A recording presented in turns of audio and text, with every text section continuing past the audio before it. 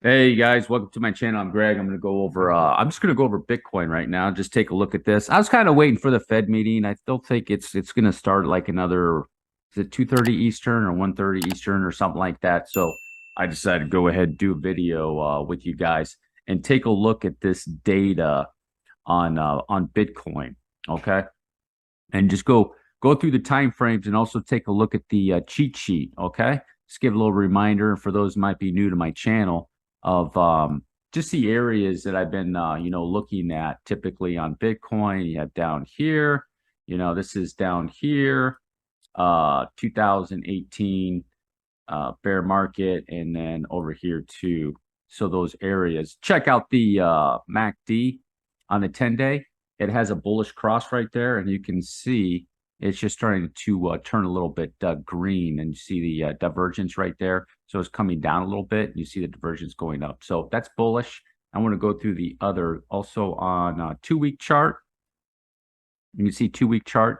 The bottom area of the PPO is starting to curl back up a little bit. And same thing down here, a little bit of bullish divergence with it. And you can see once it was going up here with Bitcoin is when it had that bearish cross right there. And it's been bearish ever since 24 May of 21. And it's still over here, October. So what is that, like 18 months, basically, for Bitcoin, okay, on the 2-week. And then you check the 1 month also too. It's down here and then still coming around. But the thing with the MACD here is these are light. They're starting to trend back up. So this is probably going to be coming down and just start going like that possibly is what I'd be looking out for Bitcoin.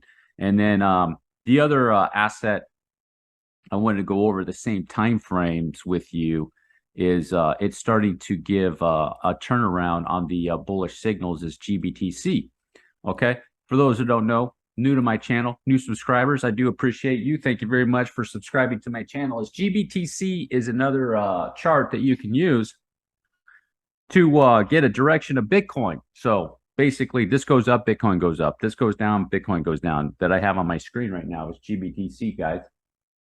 And you can use it to bounce off other charts, other assets.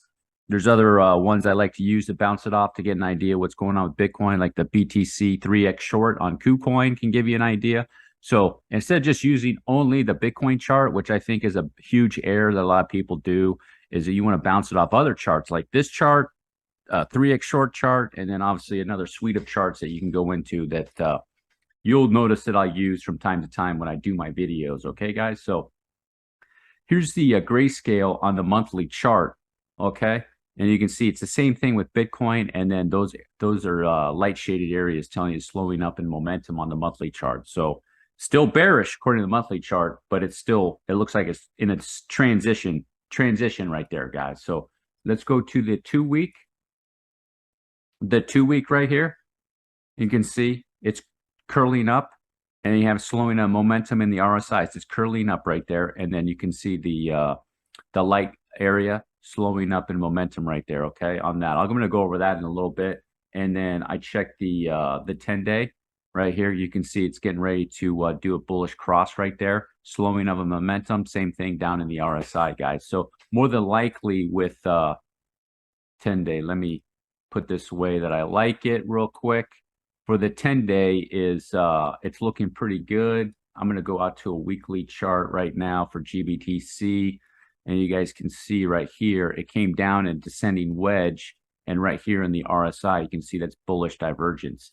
Now, one of the things in here I'm looking for, so let's go into a 12-hour, I'll show you, is to see if this right here on GBTC, if it swung down here, is breaking out of this descending wedge, which is a bullish move, is that if GBTC can pull off a 5-way move like so and go right back up there and pull that 5-way, becoming bullish in a bullish sequence and then correct it, okay?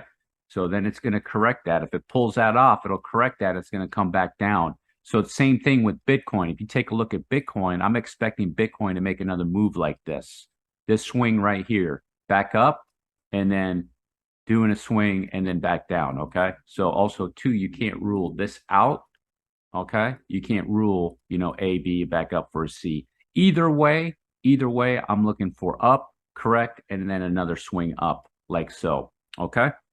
The other thing is too, I was going over, the Fed is, this pivot language that they have in the media and stuff. I wouldn't even pay attention to that. The Fed's not going to do a pivot. You don't want the Fed to do a pivot. You want the Fed to do a pause. Okay. So at a minimum, if we're lucky, the Fed will do 75 today. They'll do 50 in December and then either 25 in January, February, whatever the next meeting is, guys. That's at a minimum. If it starts going down to 50, then that's okay. However, there is an issue with the job market. The job market keep getting jobs, and the Fed wants to see people lose their jobs so they know inflation's coming down. So the Fed's kind of in a bind right now. And then you have all the other banks surrounding, like the Bank of Canada only not raising 75 and only 50, and the Bank of England, or things like that. So there might be some sort of game going on between the Fed and all these other banks or something like that. So I don't think the Fed is going to ease up too much.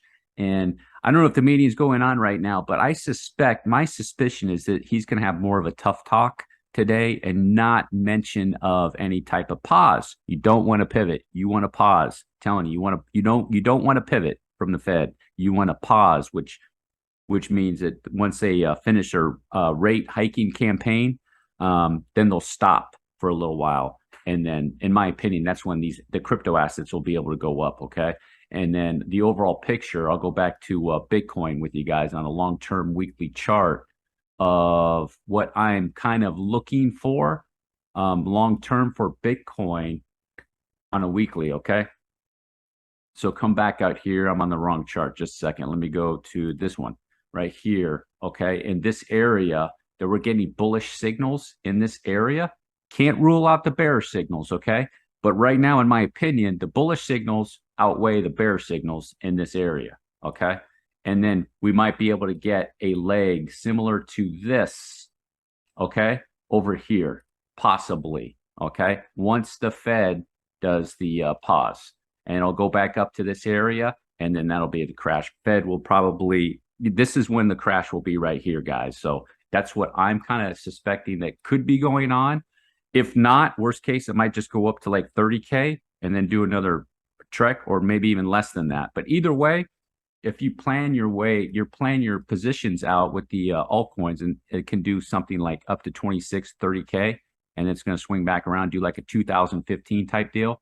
Right in this area right here is what I'm kind of just still be checking out for the altcoins to be able to get some pretty decent returns on them, if you know what I mean. If you made it all the way to the end, do me a huge favor. Drop a like, hit the subscribe button. Peace.